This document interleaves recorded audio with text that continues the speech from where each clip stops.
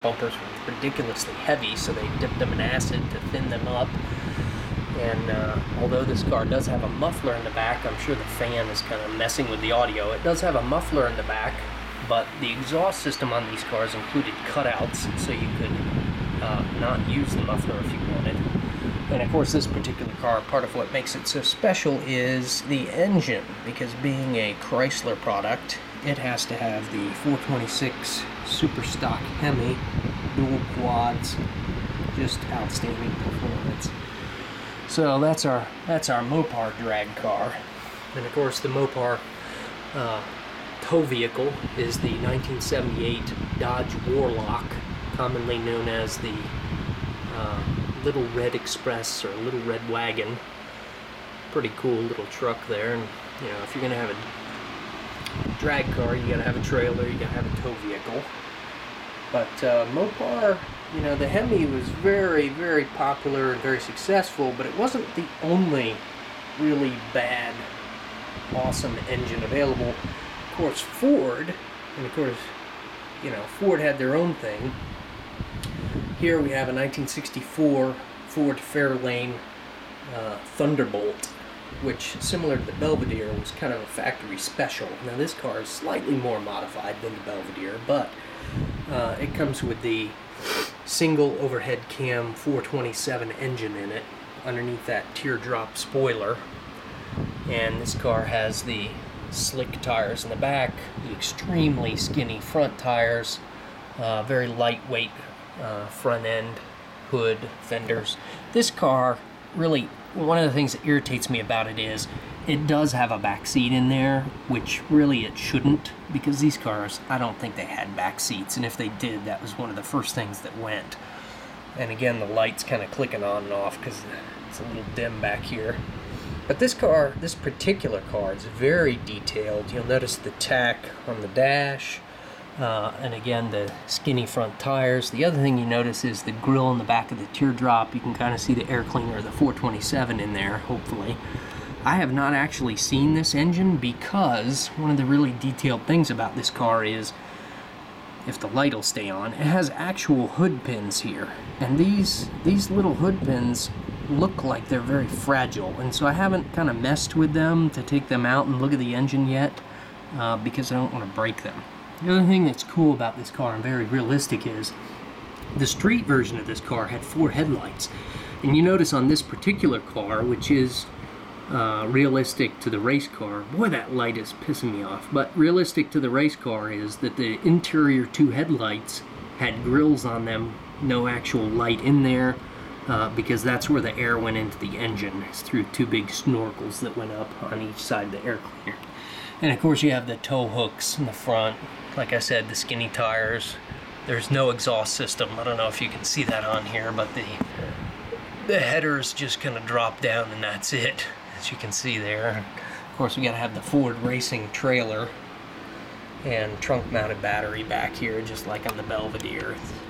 It's pretty Spartan, but yeah, pretty cool. And of course the Ford 1965 Ford F100 truck. And then that rack thing, these are actually the ramps that go with the Mopar trailer. And this is a tire rack that goes on the front over the hood of the car, on the trailer, where you would put like your other race slicks and so on. It kind of clips in on the front of there, but I left it off because I wanted to be able to see the car. And so there's our drag cars from Mopar and Ford. But they weren't the only 2 involved, and these are, you know, 65, 64. If we move up a little bit in time, we come to one of the most famous and one of the most badass engine options ever available, really, and that is the all-aluminum high-compression ZL1 427 from GM. And one of the most famous cars to have that engine is this one, the Dick Harrell Fred Gibb Chevrolet Racing 69 Camaro. And this is just an awesome car, and you can search the web. This car is still around. Somebody's restored it. There's pictures of it. But this thing is really awesome. And of course, if this raced the other two, it would blow them away by far, partially because this is a much more dedicated race car than the other two. The other two are really race cars disguised as street cars. This is kind of, you know, a stock Camaro with the interior gutted. And you notice this one actually has roll bars, no back seat. I don't know if you can see it, but there's no passenger seat in this car. You know, it has the tunnel ram on top of that awesome all aluminum 427 engine. Nice paint job, skinny front tires, Krager mags, big slicks in the back with the traction bars. Of course, we got our GM Performance parts trailer. This is really just an awesome car and an awesome model, frankly. And that hood, you can see it has the little twisty hood pins on it, and they are not really functional like on the Fairlane where they are functional. This one just kind of pops off here to show you that all aluminum 427 with the tunnel ram, dual quads. Just a awesome car. Really cool. There's kind of a close-up of the hood and that very detailed paint that's on this thing all over it. It's really a cool car. And of course, for a tow vehicle of a Camaro, you got to have a Chevy tow vehicle, and this is a 1965 Chevy C10 Fleet Side is what that's called, Fleet Side. Of course, the doors open, tailgate goes down, hood goes up. And then we get to a car that could have drag raced or road raced. And of course, when you talk about American road racing, certainly in the last 10 years with Le Mans, but even back in the 60s and early 70s, there was really, you know, one main road racing American car. And of course, Shelby got out of the game after they won Le Mans with the GT40 a few times. So really in the GT category, there's really only one American make. And back in the 60s, their car could road race or it could drag race. And of course, we're talking about Chevrolet, and seeing as how blue is the American racing color, red is the Italian racing color, green is the British, you know, light blue is French. You know, this is before sponsorship got into the game. When you talk about Formula One or even Le Mans racing, you know, the cars were painted in the color of the nationality of the manufacturer. And so you really, if you talk about road racing back in the day, before sponsors in the 60s and stuff, you got to have the car painted in the right color. And so here we have a 1972 Chevrolet C10 Cheyenne. Pretty good model. Of course, it's the SS350 version. With the real rubber tonneau cover, doors open, hood opens, tailgate opens. Well, without further ado, here's the car I was talking about. And this is just awesome. This is the 1969 aluminum head, high compression 427 L88 Corvette. You notice we got the Corvette trailer, and this one has the mags on it. But this is really an awesome car. And you can see this one has the roll bars in it. You know, it's an L88. It's got the L88 with the 427 on the hood. L88 scoop. It's got the flared fenders, especially in the rear for those big fat rear tires, kind of somewhat fat front tires, although the rears are significantly wider. Got the side pipes, and of course this one's just awesome. And of course you can see in the back where the cutouts of where the mufflers used to go, but with the side pipes it doesn't have that. So up underneath here you can see the fuel pump on the left. You can see like the oil cooler near the middle, and another fuel pump on the right, transverse leaf spring. These cars did actually have independent suspension at all four corners. But just an awesome car. And we'll go ahead and pull the hood open. You can see that, whoops, you can see that 427 engine, spark plug wires and everything. Unique air cleaner that went on the L88s and the ZL1s. But that's really an awesome car. Interesting thing about this actual model is it probably weighs 6 pounds or more. This is like the heaviest car I have, even though it's quite a bit smaller than the 575 GTC, which is a fairly huge car given the widening and all the ground effects and spoilers on it. This car is actually the heaviest thing I have, even compared to the pickup trucks. It's ridiculously heavy, very detailed, very good model, very good car. Of course, you can see the cross-drilled holes in the rotor. I don't know if you can see that on here, but it does have the little holes in the brake disc and in the back as well for the cooling, which they did. It's kind of too polished to see on here, I think, but really beautiful car. And going back to the detail, now I'll reveal the 3 kind of irritating, serious mistakes I have in my collection. First of all is this 1978 Dodge Warlock pickup truck. You notice there is no driver's side mirror. It was not in the box. It just didn't come with it, which is very irritating because there is a hole in the door where the thing would stick on, but that's pretty irritating. And that truck is not too terribly detailed in terms of some of these other models. The hood does open, but it's very tight. But that's irritating to have the mirror missing.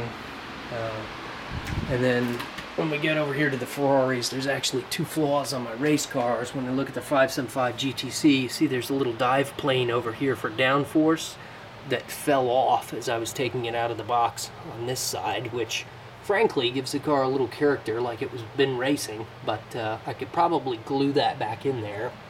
But it is irritating that it would just fall off when I first took it out of the box. And then one of my favorite cars, the 365 GTC Competizione Daytona, is missing a grill piece here. This also fell off as I was taking it out of the box. You can see this side actually has the grill piece on it, whereas it just kind of fell off over here. Not a huge flaw, but still a little irritating. So that's the die casts in the man room.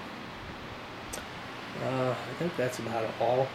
Oh yeah, one other thing about those trailers, and like I talked about with the tire rack thing and the ramps in each of the trailers, you know, Ford Racing, Corvette, whatever, they are very specific, and they do come with other stuff in them, because if we go up to the 3rd shelf, you'll see I've been working on building a garage, and I'm still obviously working on it, but you'll see it's got, I put in the office over there, and it's got the door here for people as the 3 bay doors, and there is actually a window in there. I don't know if you can tell, but I put that in. It's actually a piece of plastic, not actual glass, but that's kind of part of the garage. That's obviously the front of the building.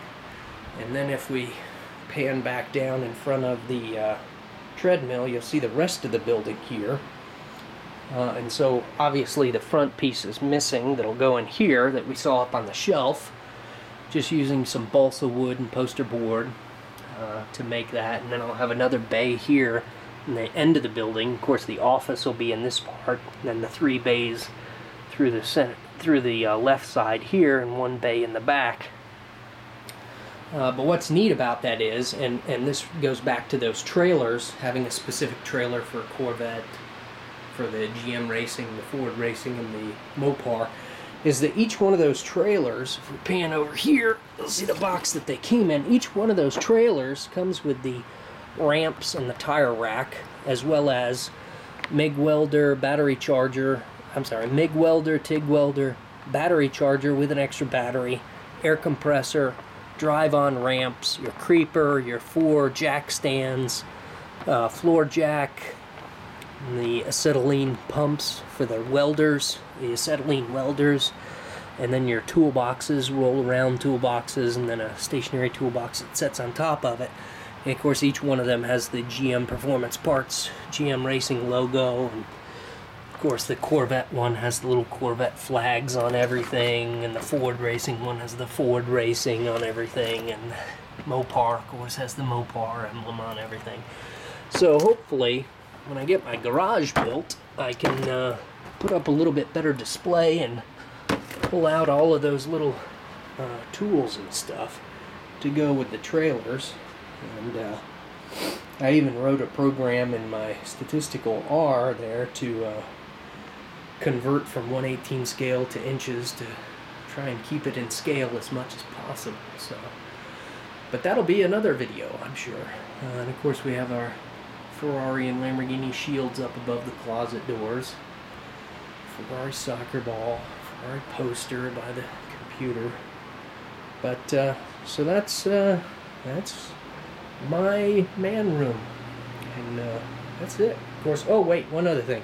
So we got the red futon cover, the checkerboard pillowcases, and then we have the checkerboard curtain here with the NASA-inspired heat-resistant black under curtain. I don't know what the heck they made this out of, but it keeps all the sunlight out and the heat. Like, this thing blocks heat. I don't know what it's made of. And then Amanda was so kind to find me a curtain rod that has the ends of it be little red cars, which kind of matches the Ferrari theme. That's pretty cool. But so that's where we're at. And well, until next time.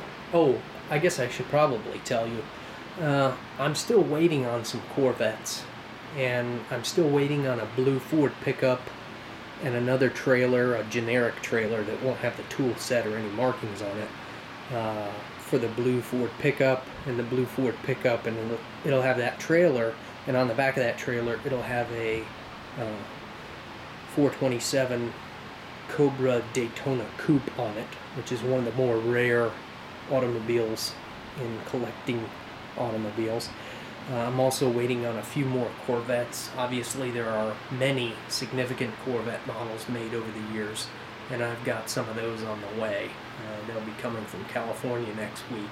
So, but I'll keep you updated on that, and I'll keep you updated on the progress of our garage. So I guess that's it.